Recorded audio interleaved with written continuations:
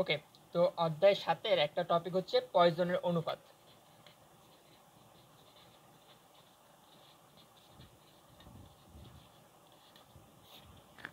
পয়জনের অনুপাত এটা অনুপাত নামে বুঝতে পারছেন যে অনুপাত মানে একটা ভাগ চিহ্ন, আর পয়জন হচ্ছে একটা বিজ্ঞানীর নাম।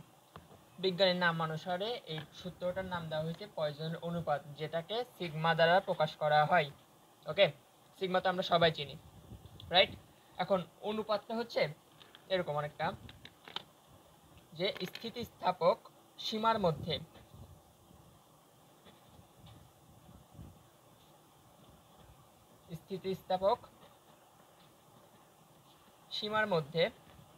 স্থিতিস্থাপক মানে হচ্ছে যে টানলে লম্বা হবে, রাবার টাইপসের, মানে রাবার বা স্প্রিং এই টাইপসের মধ্যে কোনো বস্তুর পার্শ্ব বিকৃতি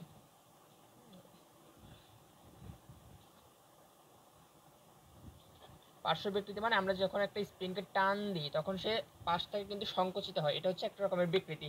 অথবা আমরা যদি কোনো রাবারকে সাইড উপর আর নিচ থেকে যদি চাপ দিই তাহলে এটা সাইডের দিকে বেশি ফুলে যাবে, এটা হচ্ছে মানে একটু ফোলার বিকৃতি আর কি। মানে যাই হোক, মানে অ্যাকচুয়াল আকারের থেকে একটু ফুলে যাওয়া বা চিকন হয়ে যাওয়া, এটা হচ্ছে সাইডের দিক থেকে বিকৃতি।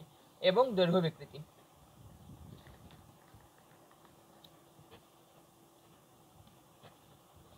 দৈর্ঘ্য বিকৃতির অনুপাত একটি ধ্রুব রাশি। অনুপাত একটি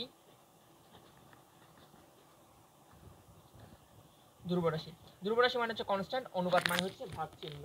ওকে, তাহলে জিনিসটা অনেকটা এরকম যে মনে করেন আমি যদি একটা স্প্রিং আঁকাই এখানে, ওকে, আমি এখানে একটা স্প্রিং আঁকাইলাম এবং এটাকে যদি আমি নিচের দিকে টান দিই, নিচের দিকে টান দেওয়ার পরে স্প্রিংটা কিরকম লাগবে দেখতে? স্প্রিংটা দেখতে অনেকটা ছোট হয়ে যাবে, রাইট? অনেকটা মনে করেন এই যে আগে ছিল অ্যাকচুয়াল আকার ছিল যেরকম, তার থেকে অনেকটা ছোট হয়ে যাবে এবং কিছুটা পরিমাণ লম্বা হয়ে যাবে, এরকমই তো হবে। তো সাইড দিয়ে একটা যে গ্যাপ চিহ্নটা হইলো না, একটা তো গ্যাপ হইলো, সাইড দিয়ে কি হইলো? সাইড দিয়ে হইলো ছোট। ওকে, সাইড দিয়ে সব জায়গায় কিন্তু ছোট হইলো। আমার চিত্রটা হয়তো একটু অন্যরকম হয়েছে, কিন্তু সাইড দিয়ে অ্যাকচুয়ালি তো সব জায়গায় সমান পরিবর্তনটা হবে। এবং দৈর্ঘ্যের দিক থেকে কি হবে? দৈর্ঘ্যের দিক থেকে লম্বা হবে, রাইট? তাহলে কি হইলো? পার্শ্ব বিকৃতি হিসেবে এখানে হইলো কি একটু সংকুচিত হইলো, এবং দৈর্ঘ্য বিকৃতি হিসেবে হইলো কি একটু দৈর্ঘ্যে বৃদ্ধি পাইলো। ওকে, এখন এটাকেই লেখা হয় কিভাবে তার আগে জানি নি, যেহেতু অনুপাত, অনুপাত মানে কি সামথিং ডিভাইডেড বাই সামথিং। ওকে, আমি যদি এরকম লিখি যে মানে সব থেকে ইজি যেটা মনে করেন আপনার বয়স অনুপাত মানে ভাগ চিহ্ন আমার বয়স। ওকে, এখানে বয়সটা কিন্তু আমাদের মানে একক, মানে সরি বয়স একক না, বয়স হচ্ছে এটা হচ্ছে একটা সংখ্যা আসবে লাইক 18, আর আমার হয়তো বা 19, এখানে একটা বছর থাকবে, তাই না? এই বছরটা কিন্তু একক। তো এই যে অনুপাত যখনই হয় তখনই কিন্তু দেখা যায় যে একক যাই থাকুক না কেন দুইটাই কাটা যায়, কারণ উপরে নিচে কাটাকাটি। লাইক যদি এরকম বলি যে আদি বেগ ডিভাইডেড বাই শেষ বেগ। ওকে, তো আদি বেগ যদি হইতো 20 ms ইনভার্স 1 আর শেষ বেগ যদি হয় 30 ms ইনভার্স 1, তাহলে কিন্তু আমি যখন এটা লিখবো আমি কিন্তু পরের লাইনে 2/3 লিখতে পারি, কারণ সেম জিনিস অলওয়েজ কাটা যাবে। তো অনুপাতের ক্ষেত্রে একটা জিনিস মাথায় রাখবেন যে অনুপাত যেখানেই পাবেন সেখানেই এককটা থাকবে না, অর্থাৎ এক্ষেত্রেও একেবারে সেম। এক্ষেত্রেও সেম, পয়জনের অনুপাত যেহেতু ওয়ান টাইপস অফ অনুপাত বা ওয়ান টাইপস অফ রেশিও, সেক্ষেত্রে এক্ষেত্রেও কোনো একক থাকবে না, অর্থাৎ সিগমা এর কোনো একক নেই। ওকে, এটার কোনো একক নাই, কিন্তু যেহেতু ওয়ান টাইপস অফ অনুপাত তার মানে সামথিং ডিভাইড বাই সামথিং, তার মানে একটা ভাগ মানে একটা দশমিক একটা চিহ্ন। ওকে, একটা দশমিক একটা মান পাবো আমরা অ্যান্সারটা থেকে। তাহলে এই মানটা কিন্তু যেহেতু দশমিকে পাবো, তার মানে এই মানটা কিন্তু অবভিয়াসলি অনেক ছোট একটা মান আসবে, রাইট? এই মানটার অনুপাত মানে যে কি বলে মানটা হচ্ছে অনেকটা এরকম, সিগমা এর মান always less than or equal half, আর এদিকে হচ্ছে গ্রেটার দেন অর ইকুয়াল -1, অর্থাৎ -1 থেকে বড় হইতে হবে এবং এবং হাফ থেকে ছোট অথবা হাফের সমান হইতে হবে। এটা হচ্ছে সিগমা এর মানে মানটা অলওয়েজ এরকম আসবে। যদি এরকম আসে তাহলে ওই ম্যাথটা আর কি পয়জনের সূত্রকে সমর্থন করবে, এই টাইপসের অঙ্ক আর কি, ওই যে 9 করছি আমরা। তো এখন আপাতত এটা এতটুকু আশা করি ক্লিয়ার, যে পয়জনের অনুপাত মানে একটা ভাগ চিহ্ন, মনে মনে কল্পনা করে নেবেন। এবং ভাগ চিহ্ন হবে কার কার? এই যে দৈর্ঘ্য বিকৃতি হইলো এবং পার্শ্ব বিকৃতি হইলো, দুইটা জিনিসের অনুপাত হবে।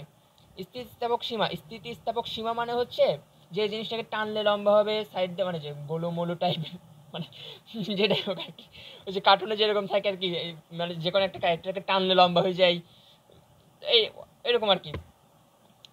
তো এই জিনিসগুলো কি হয়, যদি আমি মানে কলমকে তো আর টানা যাবে না, আমার এখানে কিছু নাইও টানার মতো। ওকে, একটা জিনিস আছে, মনে করেন এটা একটা লাইট। ওকে, লাইটটা দেখতে এরকম। ওকে, এখন আমি যদি একে টান দিই, ওকে, কি হইলো, আগে যে পুরুত্বটা ছিল এখন তার থেকে পুরুত্ব কিন্তু একটু কমে গেছে, তার মানে তার পার্শ্ব বিকৃতি হয়েছে এবং দৈর্ঘ্যের দিক থেকে একটু যেহেতু বেড়ে গেছে সেজন্য তার দৈর্ঘ্য বিকৃতি হয়েছে। জিনিসটা অনেকটা এরকম। ওকে, সরি। তো আপাতত এটার হচ্ছে মানে কি বলে theoretical part almost clear, just এখন সূত্রটা অ্যাকচুয়ালি কীভাবে আসবে সেটা জানলেই হবে। আপাতত এই মানটা মনে রাখতে হবে একটু কষ্ট করে। ওকে, যে -1 থেকে বড় এবং হাফ থেকে ছোট অথবা সমান। ওকে, নেক্সট পেজে দেখা যাক। এবার আমি অ্যাকচুয়াল একটা মানে বস্তু আঁকবো, লাইক এটা যদি কোনো তল হয় তাহলে একটা বস্তু কীভাবে আঁকবো। এটা একটা বস্তু, নর্মাল একটা বস্তু, রাবার টাইপসের হবে হয়তো বা। এটাকে আমি নিচে কিছু ভর ঝুলাই দিব। ওকে, নিচে আমি কিছু ওই যে এগুলো হচ্ছে মানে ওজন, মনে করেন যে একটা বাটখারা ঝুলাই দিলাম, লাইক এটা আমার সরি এটা যদি আমার বস্তুটা হয়, মনে করেন এটা আমার বস্তু, এটার নিচে আমি কিছু ওজন দিয়ে দিলাম। ওকে, এটা বস্তু, এটাকে নিচে গিয়ে তাহলে এটা একটু নিচের দিকে ঝুলে যাবে কোনো না কোনোভাবে। যাই হোক, এই জিনিসটা করবো আমি, এখানে একটা ওয়েট দিয়ে দিব। ওকে, এটা ছিল আমার একটা বস্তু, স্থিতিস্থাপক বস্তু। অবশ্যই স্থিতিস্থাপক না হলে কিন্তু দৈর্ঘ্য প্রস্থ কখনোই চেঞ্জ হবে না।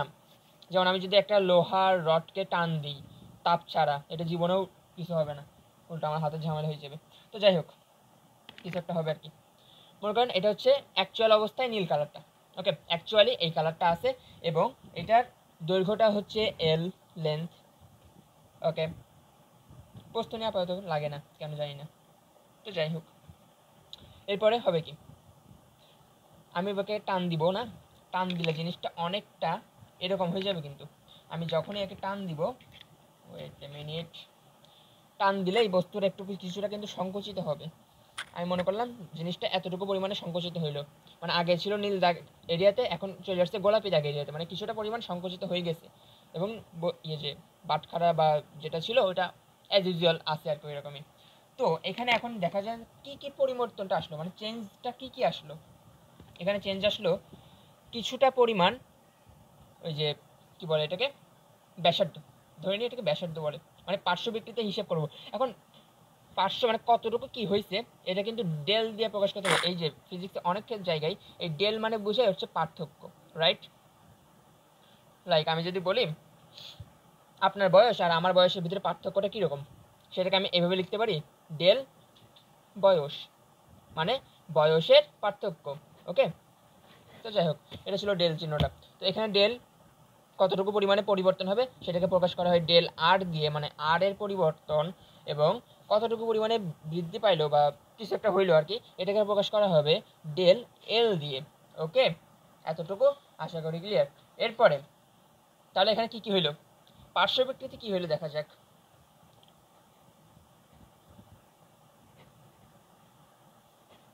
পার্শ্ব বিকৃতি হলো অনেকটা এরকম, del R divide by R.